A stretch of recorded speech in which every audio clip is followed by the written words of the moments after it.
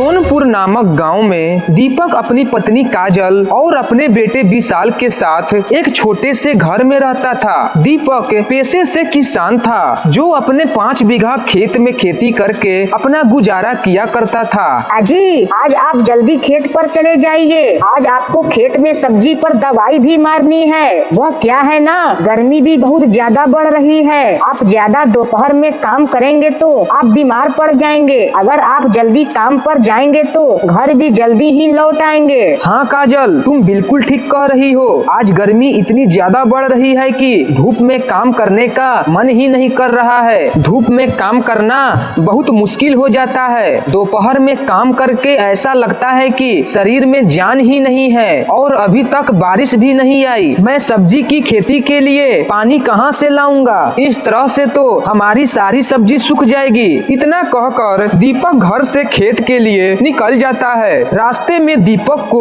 उसका मित्र अशोक मिलता है। अरे दीपक भाई, क्या हुआ? आजकल तो दिखाई भी नहीं देता। क्या हुआ? तुम इतना परेशान क्यों लग रहे हो? क्या बताऊं अशोक यार, तुझे तो पता ही है अब की बार बारिश नहीं हुई, जिसकी वजह से सब्जी की खेतों के लिए पानी नहीं मिल रहा। सारी सब्जी दिन प्रतिदिन सूखती जा रही है। इसी बात को लेकर बहुत चिंता में मैं हूँ। इस तरह तो मेरी सारी सब्जी खराब हो जाएगी। अगर मेरी सारी फसल खराब हो गई तो हमारा घर कैसे चलेगा? मेरे पास तो कुछ और काम भी नहीं है जिससे मैं अपना घर चला सकूं। भाई तुम तो सही कह रहे हो। अब की बार बारिश ना आने की वजह से मेरी धान की रोपाई भी नहीं हो पाई, लेकिन हम इसमें कर भी कुछ नहीं सकते भाई। चल ठीक है दीपक भाई, तू जल्दी खेत पर पहुँच। मैं भी थोड़ी देर में आता हूँ। मुझे पत्नी के लिए दवा लाने जाना है। मैं उसे लेकर आता हूँ। ठीक है, तू होकर आ, मैं खेत पहुँचता हूँ। 4 घंटे के अंदर दीपक खेतों में सारा काम कर देता है। चलो यह काम तो हो गया।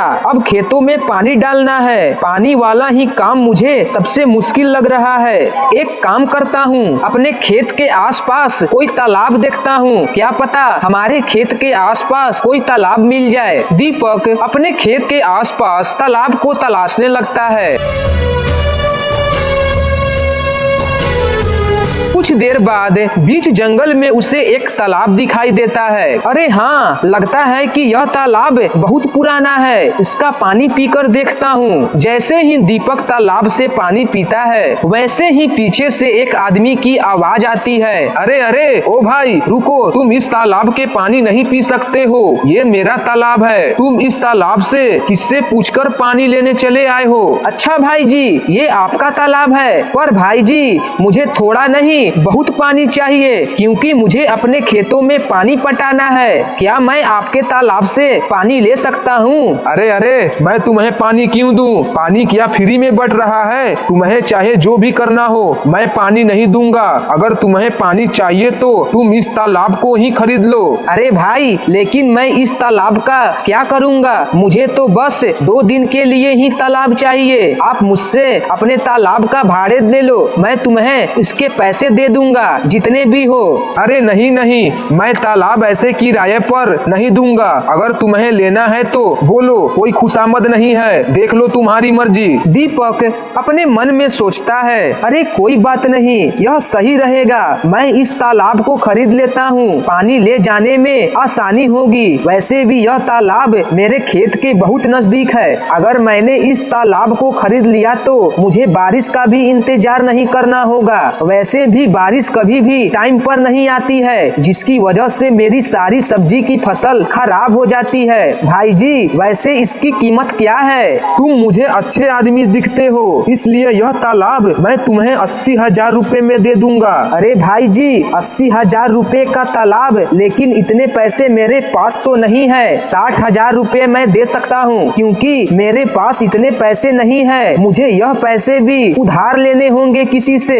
अच्छा, मैं तुम्हें 60,000 रुपए में यह तालाब देने के लिए राजी हूँ। कब दोगे मेरे 60,000 रुपए भाई? भाई तुम मुझे 5 दिन का समय दो। मैं 6ठा दिन तुमसे यह तालाब खरीद लूंगा। फिर दीपक अपने घर चला जाता है और अपनी पत्नी से कहता है, अजी 60,000 रुपए का तालाब, इतना महंगा तालाब, इतने में तो कोई व्यापार कर सकते हैं। और आप इतने पैसे कहाँ से लाएंगे? हमारे पास तो इतने पैसे भी नहीं है। अरे काजल, मुझे कुछ काम भी नहीं नहीं आता सिवाय खेती के। अब हम अपने खेतों को भी तो ऐसे ही नहीं छोड़ सकते हैं। तालाब खरीदने के बाद कम से कम बारिश पर तो निर्भर नहीं रहना होगा, जिससे अपनी फसल को अच्छी तरह से पानी पटा सकते हैं। और रही बात पैसों की, तो मैं अपने दोस्त अशोक से जाकर कुछ पैसे उधार ले आऊंगा। हाजी, आपको जैसा सही लगे आप वैसा कीजिए, लेकिन जो भी करिएगा सोच समझ कर कीजिएगा, कहीं हम किसी मुसीबत में न फंस जाए। अरे काजल, तुम तो बेफजूल की ही घबराती हो, हम किसी परेशानी में नहीं फंसेंगे। फिर दीपक अपने अशोक के पास पैसे उधार लेने के लिए पहुंच जाता है। अरे दीपक भाई, अचानक हमारे घर कैसे आना हुआ? सब तो ठीक है ना? हाँ अशोक भाई, सब ठीक है, भगवान की कृपा है और आपकी दुआ है। मुझे आपसे कुछ काम था। हाँ बोल दीपक, क्या काम है? अरे अशोक भाई, मुझे आपसे 60,000 रुपए चाहिए, मैं तुम्हें जल्द लौटा दूंगा। लेकिन अचानक से 60,000 रुपए क्यों चाहिए? अरे अशोक भाई, मैं एक तालाब खरीद रहा हूँ, मेरी उस तालाब के मालिक से 60,000 रुपए में बात हो गई है। मैं उस तालाब से अपने खेत में आसानी से सिंचाई और सब्जी में पानी पटा सकता हूँ। अरे भाई, ये तो बात सही है, लेकिन 60,000 रुपए का तालाब तो महंगा है। देख लो भाई। अशोक भाई, महंगा तो है, लेकिन वह हमारे खेत के पास में ही है और मुझे उस तालाब से सिंचाई करने में ज्यादा मेहनत नहीं करनी होगी। वैसे मेरा काम बहुत आसान हो जाएगा। ठीक है भाई, मैं तुम्हें अभी पैसा दे देता हूँ। दीपक अशोक से पैसा लेता है। अगले ही दिन वह तालाब के मालिक के पास पहुँच जाता है। तुम तो एक दिन में ही तालाब खरीदने आ गए। मैं तो सोच रहा था कि इस तालाब को खरीदोगे ही नहीं, तुम तो टाइम से पहले ही आ गए। हाँ भाई, मुझे तालाब की बहुत जरूरत है, क्योंकि यह तालाब मेरे खेतों के काफी नजदीक है, इसलिए यह तालाब जल्दी से जल्दी ही मुझे चाहिए। दीपक तालाब के मालिक को पैसे दे देता है। जैसे ही दीपक पानी भरने की कोशिश करता है, तो फिर वह दीपक को रोक देता है। अरे भाई, ये क्या कर रहे हो? तुम पानी नहीं ले सकते हो। लेकिन क्यों? मैंने तो तालाब तुमसे बिल्कुल अभी खरीदा है, अब यह तालाब मेरा है। हाँ, लेकिन तुम सिर्फ तालाब खरीदा है, तालाब का पानी नहीं। अभी भी पानी मेरा ही है, इसलिए तुम मेरा पानी नहीं ले सकते हो। यह तो आपकी गलत बात है, मैंने तालाब खरीदा तो पानी भी मेरा ही हुआ ना। कुछ गलत बात नहीं है। अगर तुझे पानी चाहिए तो पानी खरीद ले। पानी को खरीदने के लिए 10,000 रुपए और देने होंगे। हे भगवान, मैं कहाँ फंस गया? अब मैं क्या करूं? दीपक पूरी तरह फंस जाता है। वह इंसाफ के लिए अपने गांव के पुलिस स्टेशन पर जाता है। क्या हुआ दीपक, बोलो। दरोगा जी, मुझे इंसाफ दिला दो, मुझे इंसाफ चाहिए। अरे आखिर बात क्या है? पूरा मामला तो बताओ, मैं तुम्हारी बात समझ नहीं पा रहा हूँ। दरोगा जी, मैं बताता हूँ। दीपक ने मुझसे तालाब खरीदा है, यह मेरा पानी क्यों ले रहा है? इसका तो बस तालाब ही है, पानी तो मेरा ही है। बात तो बिल्कुल ठीक है, तुमने तो तालाब खरीदा था, फिर पानी क्यों मांग रहे हो? पानी तो अभी भी इस कन्हैया का ही है। हाँ दरोगा जी, वही तो मैं भी इसे समझा रहा हूँ, यह मेरी बात मान ही नहीं रहा है। अरे दीपक, तुम लोगों को कब से ठगने लगे? तुमने तो तालाब खरीदा था, तुम इसलिए उसका पानी इस्तेमाल नहीं कर सकते हो। दरोगा भी दीपक की मदद नहीं करता है। निराश होकर दीपक अपने दोस्त के घर पहुँचता है और अशोक को सारी बात बता देता है। यह बात तो बहुत गलत है, वह कन्हैया तुम्हें ठग लिया। भाई, अब मैं क्या करूं? अब बस तुम ही मेरी मदद कर सकते हो। ठीक है भाई, हम कल दरोगा जी के पास चलेंगे। तुम उदास मत हो, सब ठीक हो जाएगा, तू चिंता मत कर। ऐसे लोगों को कैसे सबक सिखाया जाता है मैं अच्छी तरह जानता हूँ। अगले दिन दीपक और अशोक पुलिस स्टेशन पहुँचते हैं। मैंने अपना फैसला सुना दिया है, अब फिर से यहाँ क्यों आए हो? अरे रुकिए दरोगा जी, मैं भी कुछ कहना चाहता हूँ।